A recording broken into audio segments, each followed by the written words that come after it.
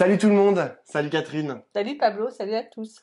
Petit débrief hebdomadaire de la semaine politique. Alors là, on va fêter un anniversaire parce que cette semaine, on a fêté les 1 an de l'élection des députés.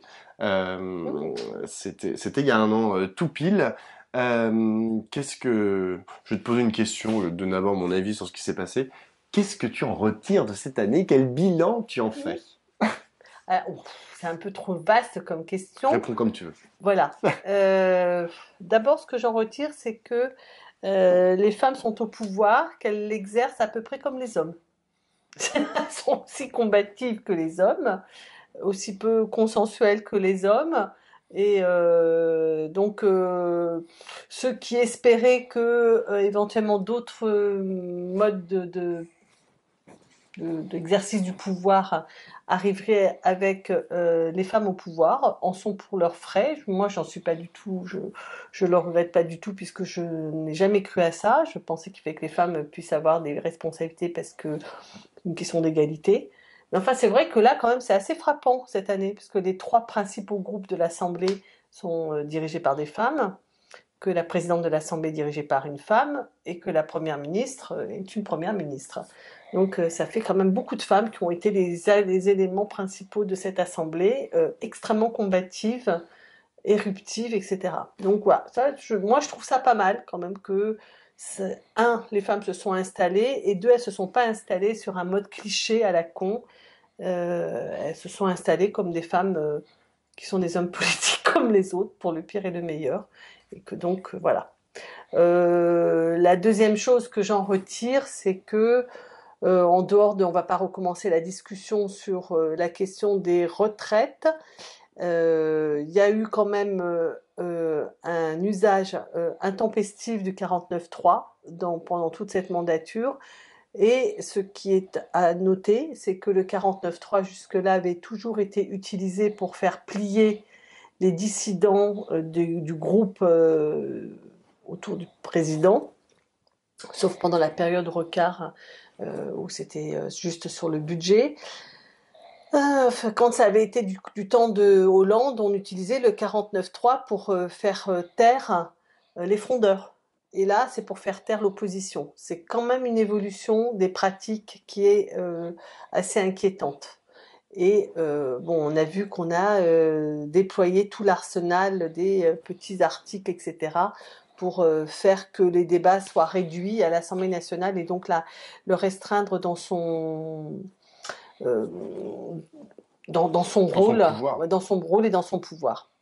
La troisième chose qui me semble alors être vraiment le cœur de notre problème, c'est qu'on est arrivé à l'Assemblée nationale avec un groupe NUPES de 145 députés, un groupe Front National avec 89 et un groupe Renaissance et Alliés, ensemble, voilà, 245.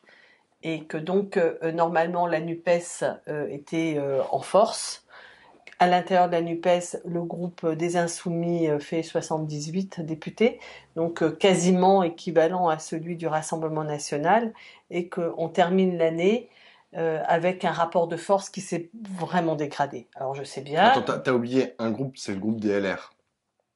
Oui, mais les LR... oui, parce qu'ils peuvent aussi être la variable d'ajustement, en l'occurrence ils le oui, sont. Mais moi ce dont je voulais parler, là en l'occurrence, c'est RN-FI ou RN-NUPES, et que on n'a pas gagné, quoi. À la fin des fins, il faut quand même qu'on s'interroge sur le bilan de cette année. Et quand je dis on s'interroge, c'est pas simplement l'AFI, c'est l'AFI et toute la NUPES, qui était normalement la force d'opposition majeure, et qui à la fin de cette année se retrouve notoirement mise en difficulté par le Rassemblement national. Donc il faut comprendre ce qui se passe, et à mon avis, ça a à voir avec la manière que les députés NUPES ont eu d'exercer leur activité de député pendant cette année, qui me semble ne pas avoir correspondu aux attentes et donc ne pas avoir permis de se raccorder, je dirais, alors qu'on avait un mouvement social fort et plutôt de gauche. C'est pas eux qui apparaissent comme en force au plan politique comme alternative à Emmanuel Macron, et c'est une grosse question.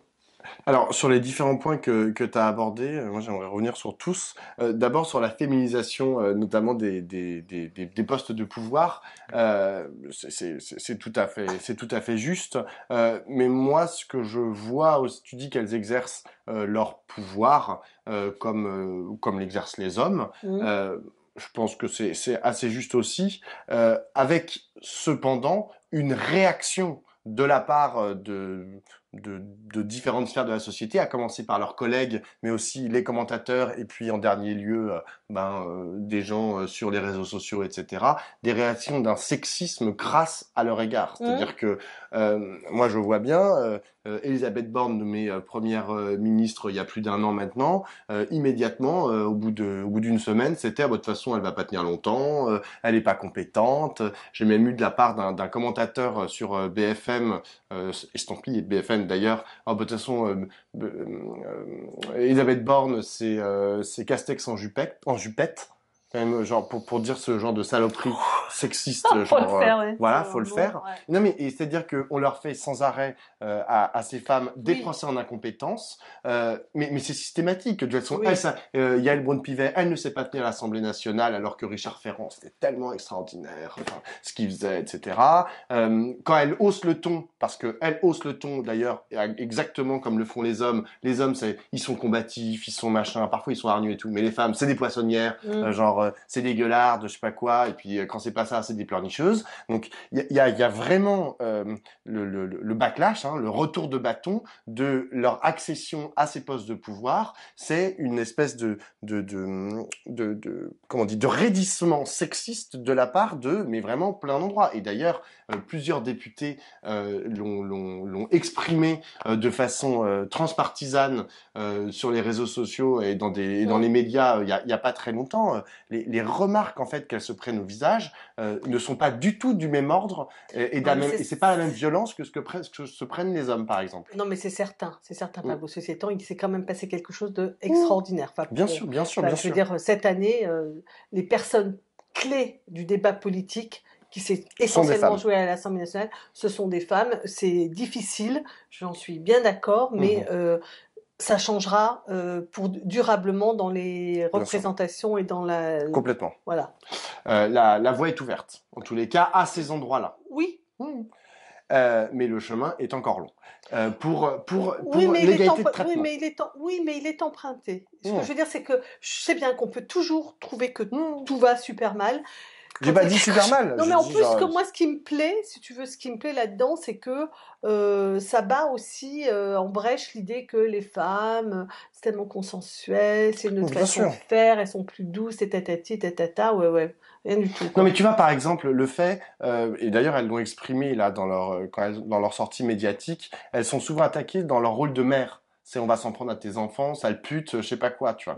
Et ça, par exemple, c'est des trucs que les hommes, alors même que parfois ils sont pères, ils ne sont jamais attaqués dans leur paternité, tu vois. Non mais donc il y a des attaques spécifiques et qui font mal, Lorsque tu es une femme et qu'on s'attaque et qu'on parle de la chair de ta chair, c'est chaud à prendre. De ton corps, de ton esthétique, exactement. Etc. Voilà, non mais c'est évident. La deuxième chose, c'est sur la pratique. La façon dont ça s'est passé en fait à l'Assemblée nationale à coup de 49.3, c'est vrai que ça c'est une nouveauté de faire taire les oppositions par le 49.3, bon, original. Ou réduire les temps de débat, etc.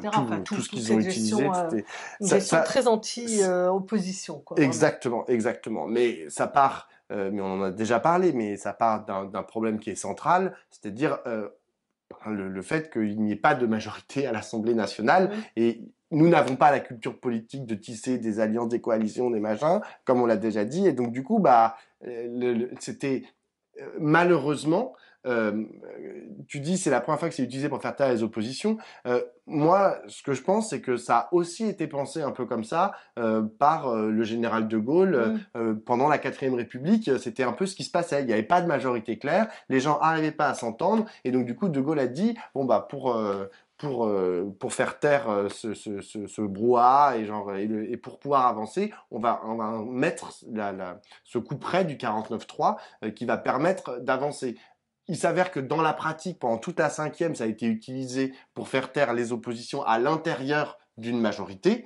Oui, Mais parce qu'en fait, parce que l'Assemblée en général, elle était liée, elle était de la même composition que le pouvoir. ou pas, il y a eu des alternances. Bah non, mais du coup, le Premier ministre, Ah oui, le Premier ministre, voilà, pardon. voilà, je veux Que dire, l'exécutif, bien voilà. sûr. Donc en général, le Premier ministre bénéficie à l'Assemblée d'une majorité qui lui Voilà. permet de mettre en œuvre Mm. sa politique, sauf sous Rocard, mais c'était à 10-12 députés. Et à l'époque, le Parti communiste n'était pas dans la majorité. Et donc, en fait, Rocard jouait entre Parti communiste qui venait de sortir de la majorité, enfin, qui avait été précédemment, mais il n'y a pas si longtemps, dans le gouvernement avec François Mitterrand. Donc il y avait le groupe communiste et puis les centristes. Donc il cherchait entre les deux et ça se jouait à 10-12.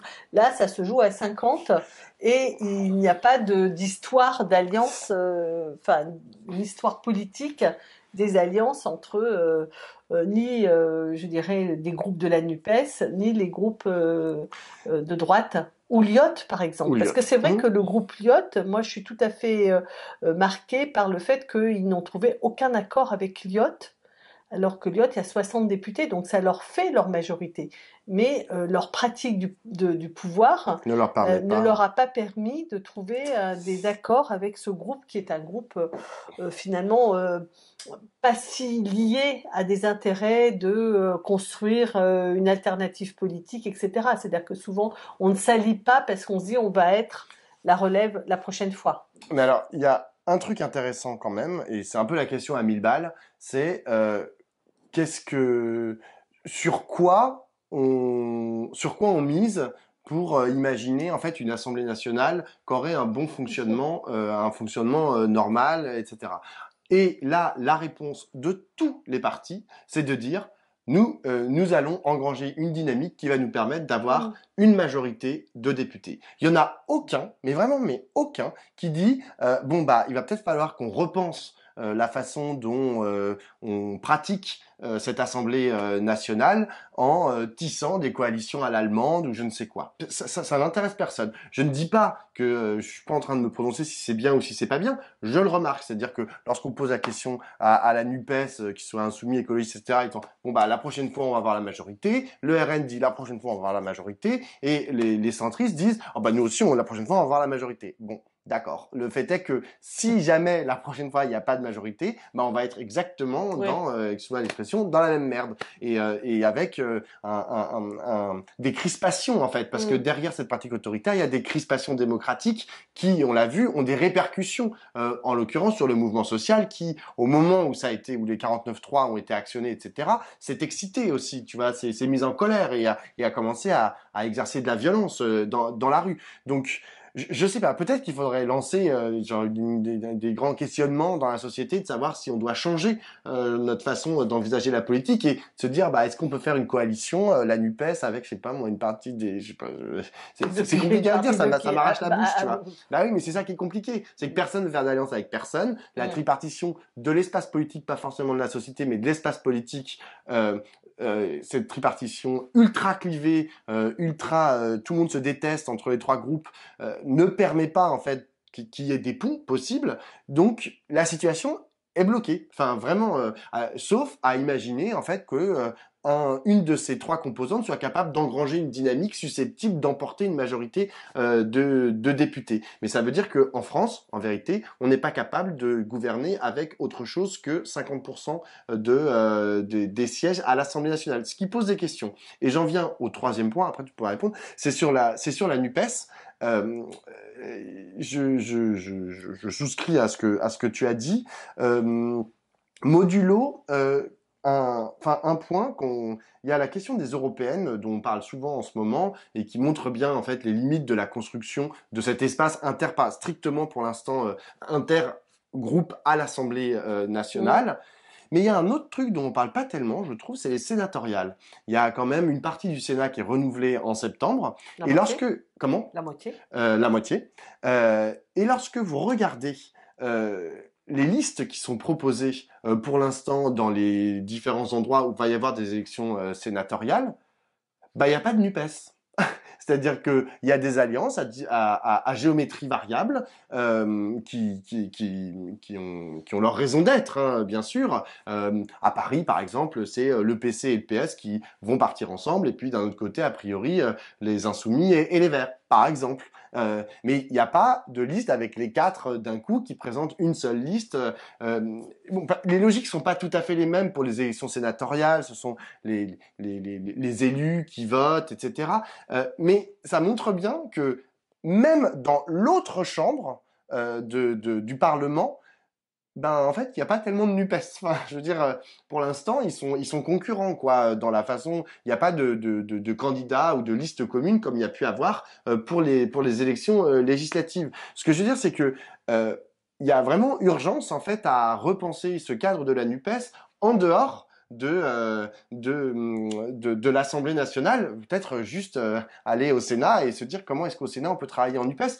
Et d'ailleurs, on dit toujours, ah bah oui, mais au Sénat, il y a un groupe écolo, il y a un groupe communiste et il y a un groupe socialiste. Il n'y a pas de groupe LFI parce qu'il n'y a pas de sénateur LFI. Et donc c'est pour ça qu'il n'y a pas de NUPES. Ah bon, moi je suis là, genre pourquoi ils font pas un groupe NUPES à 3, tu vois? Et il y en a pas. Il n'existe pas ce groupe, enfin, comme il y a l'intergroupe à l'Assemblée nationale. Donc je veux dire, ça paraît petit, hein, ça paraît pas, c'est pas démentiel, mais je pense que c'est quand même le témoin que vraiment, au-delà de cet intergroupe, la Nupes aujourd'hui n'existe pas. Et des jeunes que j'ai reçus cette semaine en midinale, qui eux ont l'air de travailler un peu plus de concert, si on accepte les jeunes communistes qui ont, voilà, qui font un peu sécession dans la bande des autres organisations de jeunesse des partis. Euh, mais sinon, voilà. Donc ça, c'est un point en fait de réflexion, voilà, que j'apporte aux gens qui vont regarder cette vidéo. Oui,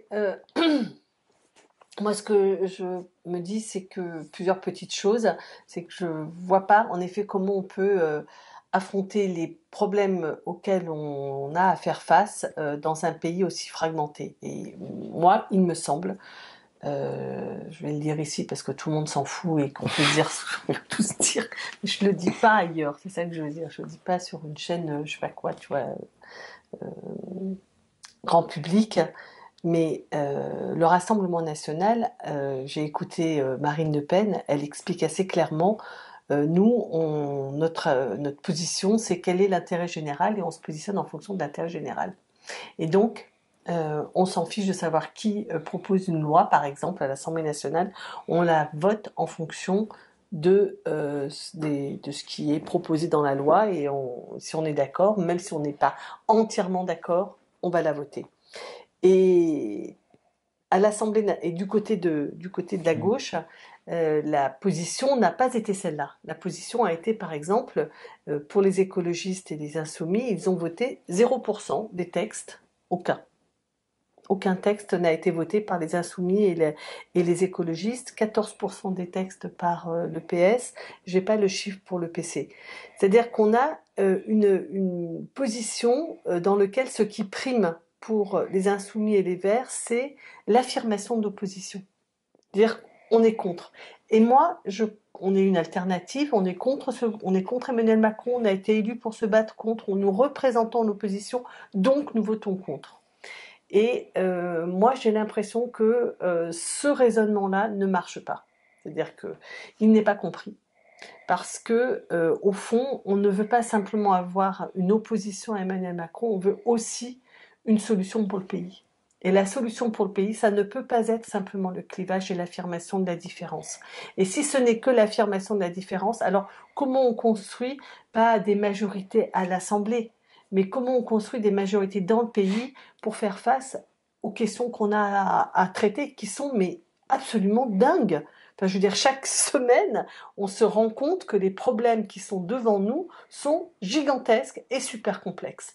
Et qu'on peut donc pas simplement se prévaloir de l'opposition. Il faut se prévaloir de l'alternative, mais que dans notre projet politique, dans notre expression et que dans tout ce que l'on fait, on montre que l'on est capable de rassembler et de rassembler plus large que les 25 ou 27% de la NUPES et que notre objectif c'est pas de passer de 27 à 35, C'est-à-dire que bien sûr que si on passe de 27 à 35, il est possible même d'avoir la majorité à l'Assemblée nationale. Mais ça ne suffit pas à faire les rassemblements politiques.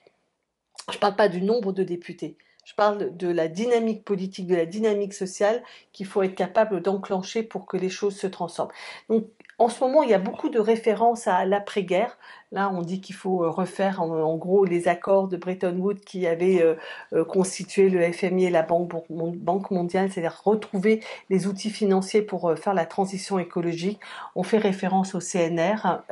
On essaie de... on sent que cette période, qui est une période où on reconstruit les démocraties et où on les reconstruit sur des bases nouvelles avec une ambition très ample, au fond, c'est ça qu'on a devant nous. C'est-à-dire que les enjeux... alors, bien sûr, on pense à écologique, mais pas simplement écologique. Je veux dire, qu'est-ce que c'est que l'éducation aujourd'hui? Qu'est-ce que c'est que quels sont les métiers qui vont être impactés par les transformations écologiques, mais aussi par l'intelligence artificielle? On voit que c'est quelque chose de considérable qui arrive. Qu'est-ce que c'est que une politique de santé aujourd'hui? Enfin, on a tellement de questions qui sont remises en cause. Je sais pas, même l'aménagement du territoire. Là, en ce moment, on revient beaucoup sur, vous savez, cette loi qui dit zéro artificialisation nette des sols. Donc, on ne doit pas construire au-delà de la surface qui est déjà imperméabilisée. C'est un objectif tout à fait raisonnable, mais qui pose plein de problèmes et que toutes ces questions, il faut être capable d'en discuter. On a les questions d'immigration, la semaine dernière on en a parlé tous les deux. Donc tous ces enjeux, je ne vois pas comment on peut les résoudre à coup de tripartition avec un qui fait 35 et les deux autres qui font 30, ou alors, tu vois, ce jeu de ça marchera pas, on va pas s'en sortir. Et je termine par dire que à l'intérieur de notre groupe NUPES, je pense qu'on a un vrai problème de ne pas avoir de débat. Et là, on voit en ce moment que sur les questions de qu'est-ce que c'est que la radicalité, on a, mais waouh, il y a un vrai, c'est-à-dire cette idée qu'il faut qu'on change vraiment. Je pense que ça nous unit. Le fait qu'il faut que la transformation elle soit profonde et radicale, mais qu'est-ce que c'est que cette profondeur et cette radicalité?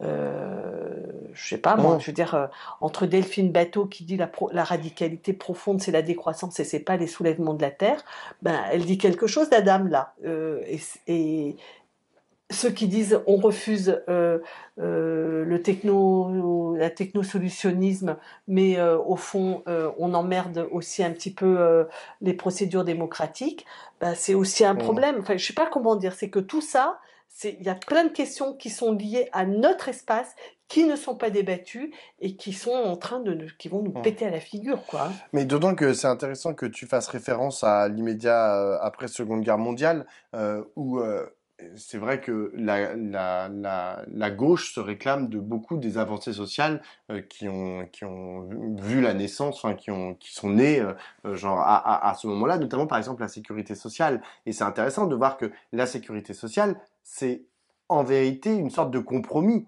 D'ailleurs dans un article de Regard, c'est André Grimaldi qui l'a bien expliqué. C'est-à-dire qu'il y avait le projet d'Ambroise Croizat, il y avait son projet, mais son projet il l'a matiné, il a dû, alors d'aucuns diraient se compromettre avec une partie des gaullistes, etc. et de la droite qui disaient bah non mais nous on voudrait qu'il y ait les mutuelles, on voudrait qu'il y ait les machins, le mouvement mutualiste exactement. Et donc il a dû mettre entre guillemets de l'eau dans son vin, c'est-à-dire que ils ont réfléchi ensemble et puis à la fin ils sont arrivés avec un projet qui aujourd'hui est une des fiertés quand même de la France et qui est un des épicentres de notre système social.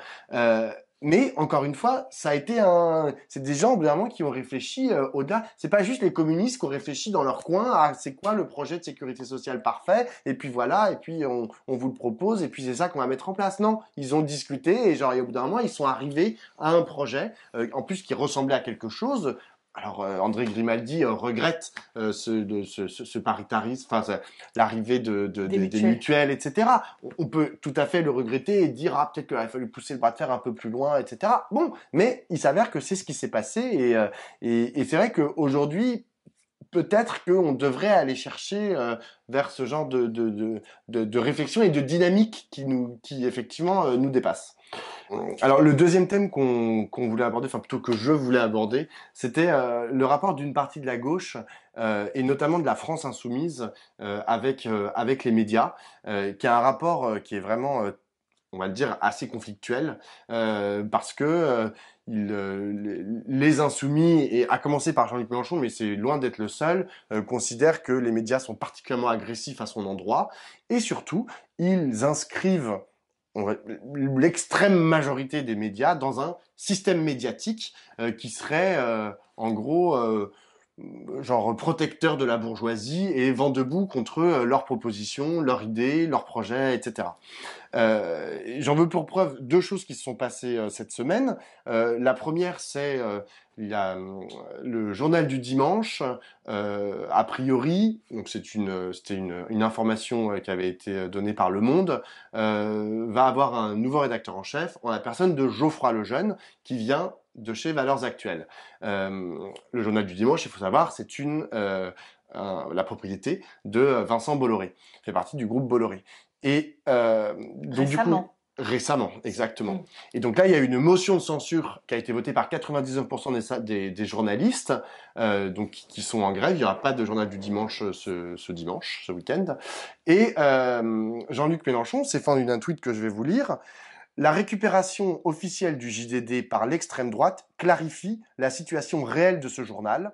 Sa dernière une a montré son alignement sur Le Pen, ses attaques hebdomadaires contre la France insoumise de même. La droitisation de la droite en France est engagée sans faux semblant. C'est-à-dire qu'en gros, il dit, ça valide, l'arrivée de Geoffroy Lejeune valide que le journal du dimanche est un journal d'extrême droite. Ce faisant... Qu'il était déjà. Exactement. Ça clarifie sa position. Ça clarifie sa position.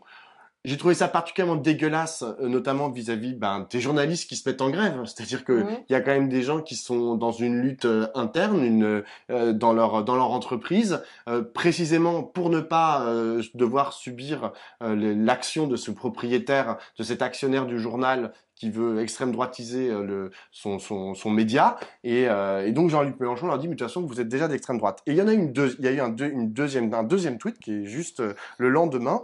Donc c'est une de Libération de vendredi. C'est Lula la déception. Je lis quand même le sous-titre donné par Libération. Le président brésilien en difficulté dans son pays, ainsi que sur la scène internationale où ses positions anti-atlantistes lui sont reprochées, est en visite aujourd'hui à Paris. Et Jean-Luc Mélenchon de tweeter « Pas besoin que Bolloré rachète Libération. Les atlantistes tiennent déjà la une. Lula non aligné, ça suffit pour le condamner. Lamentable, entre guillemets, gauche, au accent circonflexe, hors sol. » Donc, en gros, là, il dit Bolloré, de toutes les façons, a déjà la main mise intellectuelle sur Libération. Bon. Je trouve ça ultra problématique. Voilà, Catherine soupire. Je trouve ça très problématique, en fait, ce rapport. Je comprends, honnêtement, en plus, pour avoir lu l'article qu'il y a derrière cette une, je suis pas d'accord. Je trouve ça genre vraiment avec l'article de Libération. Je trouve que la prise de position est pas la bonne. Je veux dire la scope du genre parce que t'es pas aligné sur ce qui est dit dans l'article. Hein, en gros, c'est Lula n'est pas aligné sur les États-Unis et l'Europe, donc il est pro-Poutine. Non, c'est un peu aller trop vite en besogne. Mais ce qui ne veut pas dire cette attaque, en fait, l'attaque de Jean-Luc Mélenchon, la façon dont il inscrit tout ça, dont il crée une continuité, en fait, entre les journalistes, c'est-à-dire les salariés, les propriétaires du journal, qui sont souvent pas les mêmes personnes, hein, enfin, vraiment, c'est important de le rappeler, même à CNews, hein, même à CNews, je peux vous dire, genre, le perchiste, ça sert à rien de lui gueuler dessus, hein, il est perchiste, tu vois, genre, et c'est son boulot et c'est son gagne-pain. Donc, les salariés, le propriétaire et des titres qui ont une histoire. Je veux dire, Libération a une histoire dans la gauche. Alors on peut critiquer certaines de ses prises de position, etc. Mais la façon dont systématiquement, en fait, tout ça est mis dans un grand sac de façon, moi j'utilise le mot hyper confusionniste, est problématique. Est problématique parce que si en plus, comme il le dit sur le JDD, il dit ils font des unes anti-insoumises, ils font des articles anti-insoumis.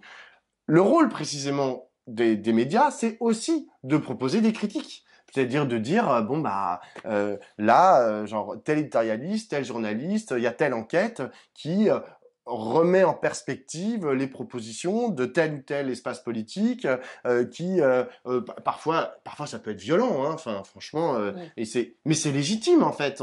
Je veux dire, il n'y a pas de tant que on ne verse pas dans le racisme ou le populisme d'extrême droite. Moi, j'estime que Le Figaro a tout à fait le droit de critiquer ce que propose Jean-Luc Mélenchon ou ce que propose Emmanuel Macron et vice versa. Enfin, je veux dire, ça fait partie de la richesse, enfin de ce que c'est que une démocratie qui tient la route. On ne peut pas imaginer avoir des médias aux ordres de personne. Alors après, ce que sous-entend Jean-Luc Mélenchon, c'est que de toute façon, la presse n'est pas libre. Ça, c'est un débat. C'est vrai que on a une presse qui est ultra concentrée dans les mains de quelques actionnaires. Encore une fois, je pense qu'il faut faire attention. Une fois qu'on a dit ça, et ce qui est un énorme problème et contre lequel il y a plein de gens qui font des propositions, à commencer par Julia Cagé notamment, il y a plein de propositions à faire pour déconcentrer cette presse et qu'elle soit plus aux mains des milliardaires. Première chose.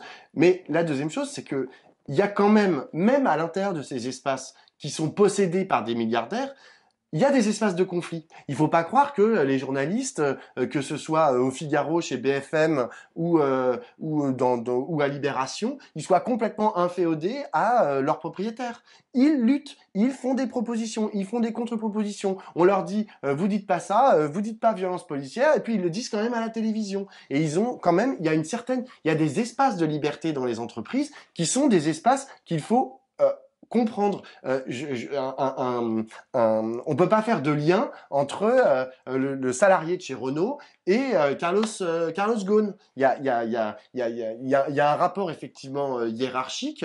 C'est Carlos Ghosn qui souvent oriente l'endroit où va l'entreprise, mais il peut y avoir des résistances aussi à l'intérieur. Et ce que je trouve dommage dans les tweets de Jean-Luc Mélenchon, c'est que précisément il n'accompagne pas ces résistances. En l'occurrence, au JDD, il y a une résistance qui se met en place, mais on doit être du côté de ces résistants qui résistent à le caractère actionnarial de leur journal. Ben, moi, et c'est ça que je ne comprends pas et en vrai, qui m'effraie. Oui, enfin moi je suis entièrement d'accord avec ce que tu viens de dire. Je pense que il y a besoin de toute façon d'avoir une réflexion sur comment on fait vivre la diversité de la presse, donc aussi comment on la fait vivre économiquement, parce que ça fait quand même légèrement partie du problème. Il y a l'attribution des créneaux hertziens qui doivent être discutés, et puis ensuite il y a comment on permet à la diversité de la presse, y compris de la presse en ligne, qui se développe, d'exister, d'avoir les moyens. Ça, c'est la première chose. Et la deuxième chose que je trouve, c'est que, bon, Jean-Luc, il faut qu'il se ressaisisse là, franchement. Je veux dire, on peut pas dire la gauche avec un O accent circonflexe, comme ça, c'est insupportable. Il a fait ça en 2018, d'insulter la gauche matin, midi et soir, donc en s'en moquant, en la dénigrant, etc. Ça recommence. Enfin, franchement, enfin, c'était ce qu'on vient de se dire juste avant, quoi. On sort pas très très bien de cette année. Hmm. C'est-à-dire cette conflictualisation, ce clivage permanent. Euh, Au total, la France insoumise fait plus peur que le Rassemblement national. Non, mais il faut quand même réagir un tout petit peu.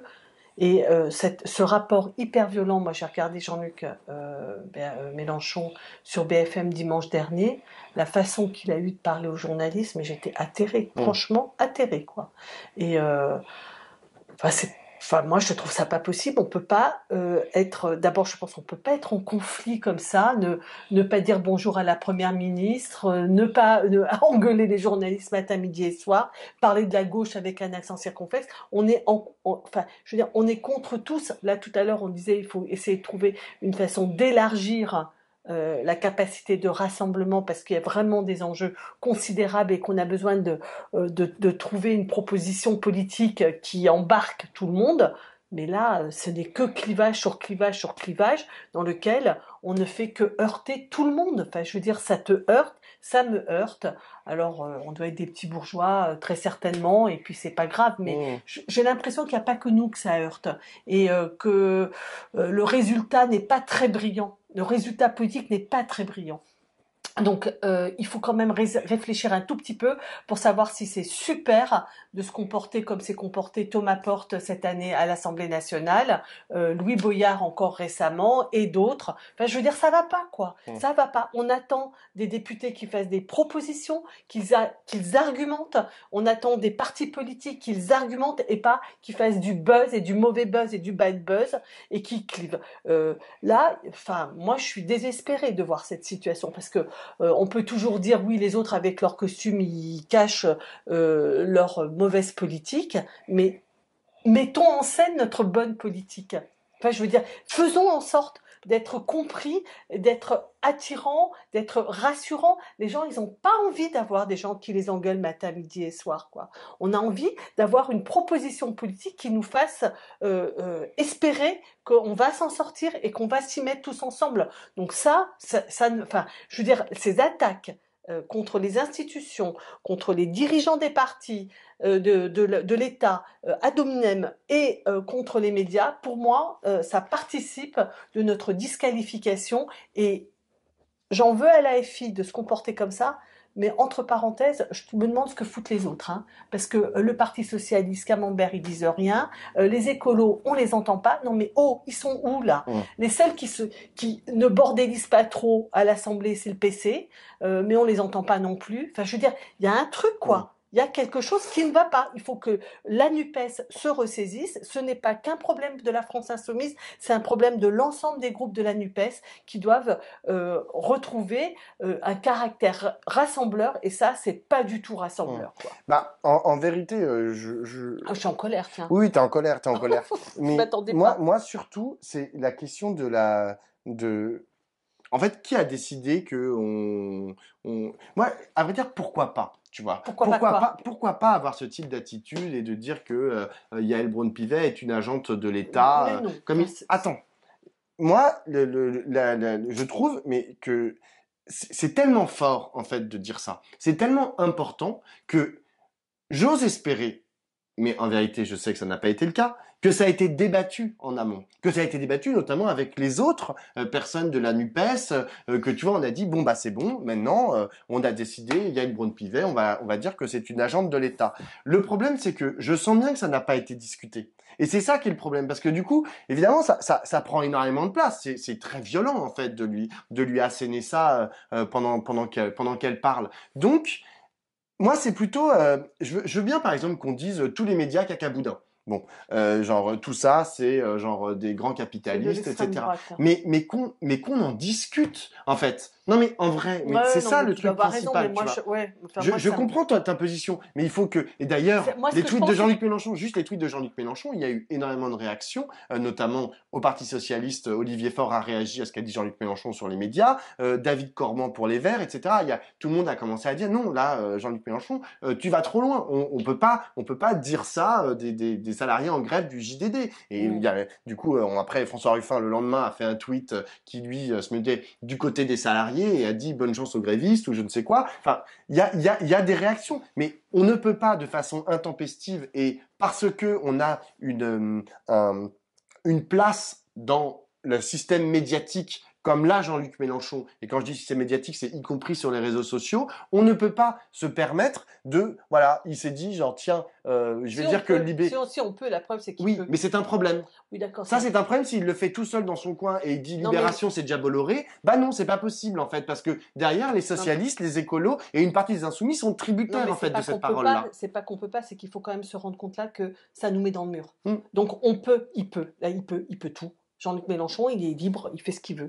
Donc il peut. Le problème c'est que là, ce qu'il fait et ce qu'il transmet comme culture politique aux autres, c'est-à-dire que cette façon qu'il a de flatter tous les députés dans l'exercice comme ça excessif dans leur attitude dans l'hémicycle, quand il les flatte, ben, il transmet une culture qui nous met dans le mur. Voilà, c'est ça qui est problématique. C'est-à-dire qu'en fait, c'est pas qu'il peut pas, c'est qu'il faut il faut le convaincre, il faut qu'on arrive à le convaincre et à se convaincre que ça nous met dans le ravin et que celle qui apparaît comme étant à la recherche de l'unité de la nation, c'est Marine Le Pen et c'est pas nous. Ben ça va pas, ce truc-là. Et quand je dis il faut qu'on se convainc, c'est pas toi et moi, parce que tu vois, je pense que c'est un tamponne de coquillard de ce qu'on pense.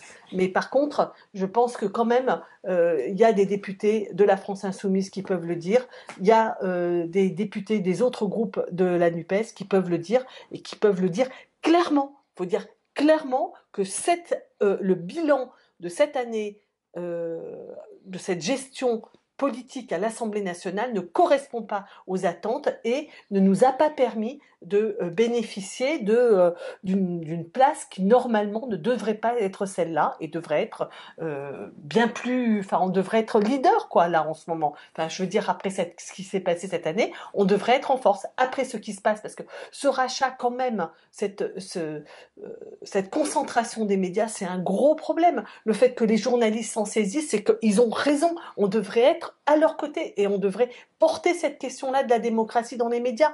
Et qu'est-ce qu'on fait? On clive, on clash. Non, ça va pas, quoi. Je veux dire, voilà, c'est quand même une responsabilité. Mélenchon a une responsabilité, mais tous les autres, ils ont une responsabilité. À bon entendeur, salut.